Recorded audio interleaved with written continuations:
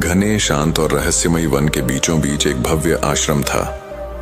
उसी स्थान में गौतम बुद्ध अपने शिष्यों के साथ विराजमान थे। सभी शिष्य एक वृत्त में बैठे थे। उनके चेहरे शांत और ध्यानमग्न थे। ऐसा लग रहा था मानो वे केवल शब्द नहीं, बल्कि सत्य को ग्रहण करने के लिए बैठे हों। बुद्ध ने अपनी आंखें खोली। उनके चेहरे पर एक अद्भुत शांति थी। उन्होंने चारों ओर देखा और फिर बोलना आरंभ किया।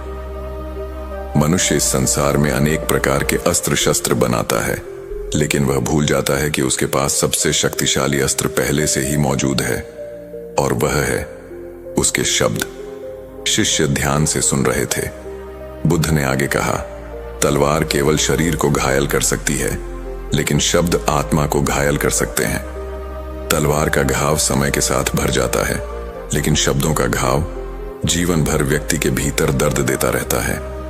एक शिष्य ने हाथ जोड़कर पूछा, भगवान, यदि शब्द इतने शक्तिशाली हैं, तो हमें उनका उपयोग कैसे करना चाहिए? बुद्ध मुस्कुराए। शब्दों का उपयोग वैसा ही होना चाहिए जैसे कोई माली अपने बगीचे की देखभाल करता है। यदि वह सही समय पर पानी देता है, पौधों को संवारता है, तो बगीचा सुंदर बनता है। लेकिन यदि वह लापरवाही करता है, तो वही बगीचा उजड़ जाता है।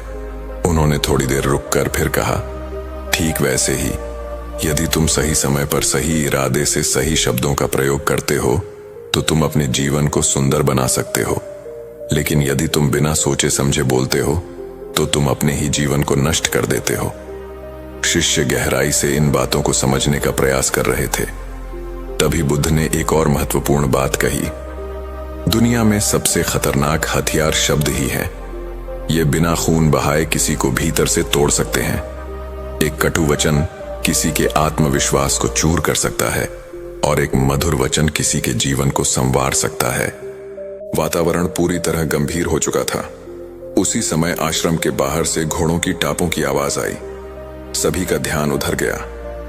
कुछ ही क्षणों में एक राजकुमार वहां पहुंचा।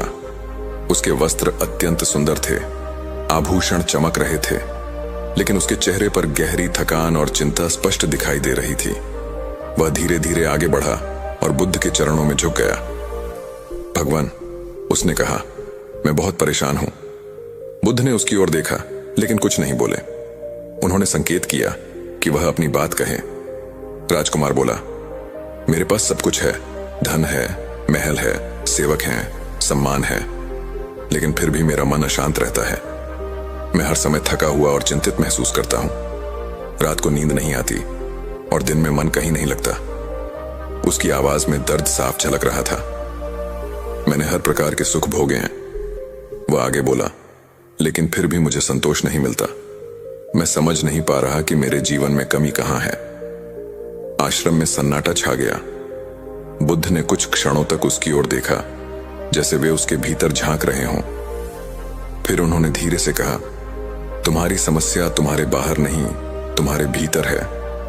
राजकुमार चौंक गया। भीतर? लेकिन मेरे भीतर तो केवल बेचैनी है। बुद्ध ने कहा, वही बेचैनी तुम्हारे सभी दुखों का कारण है। तुम अपने मन के दास बन गए हो। राजकुमार कुछ समझ नहीं पाया। उसने विनम्रता से कहा, भगवान, कृपया मुझे मार्ग दिखाइए। तभी बुद्ध ने अपने एक प्रिय शिष्य की ओर संकेत किया। आनंद। आनंद एक शांत और गहरे ज्ञान वाले भिक्षु थे। उनका स्वभाव अत्यंत सरल था और उनकी आंखों में करुणा झलकती थी। बुद्ध ने कहा, आनंद तुम्हारी सहायता करेंगे। राजकुमार ने आनंद को प्रणाम किया और उनके साथ चल पड़ा।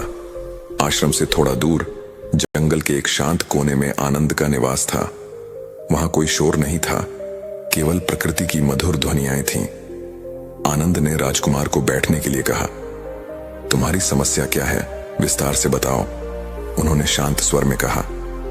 राजकुमार ने गहरी सांस ली और अपनी कहानी सुनानी शुरू की। गुरुवर, मैं दिन भर लोगों से घिरा रहता हूं। दरबार में चर्चा, महल में बातें, मित्रों के साथ संवाद। मैं हर समय बोलता ही रहता हूं। कभी किसी की प्रशंसा करता हूं, कभी किसी की आलोचना, कभी व्यर्थ की बातें करता हूं, कभी विवाद में उलझ जाता हूं। वह थोड़ी देर रुका, फिर बोला, और जब मैं अकेला होता हूं, तब भी मेरा मन शांत नहीं होता। मैं उन्हीं बातों के बारे में सोचता रहता हूं। किसने क्या कहा, मैंने क्या जवाब दिया, किसे क्या कहना चाहिए था। मेरा मन कभी शांत नहीं होता। आनंद ध्यानपूर्वक सुनते रहे। राजकुमार ने आगे कहा, कई बार मैं किसी से कठोर शब्द बोल देता हूं और बाद में पछताता हूं। कई बार मैं बिना सोचे बोल देता हूं और फिर वही बातें मेरे मन को परेशान करती रहती हैं। उसकी आंखों में नमी आ गई। मैं अपने ही शब्दों का कैदी बन गया हूं गुरुवर, उसने कहा। आनंद ने हल्की मुस्कान के साथ कहा, तुम्हारी समस्या बहुत साधारण है, लेकिन उसका समाधान कठिन है। राजकुमार ने उत्सुकता से पूछा, क्या समाधान है?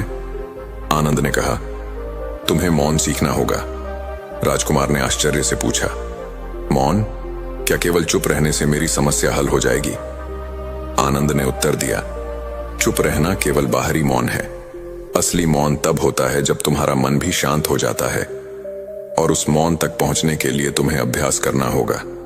उन्होंने आगे कहा, तुम्हें अगले 15 दिनों तक मेरे आश्रम में रहना होगा। एक साधारण व्यक्ति की तरह जीवन जीना होगा।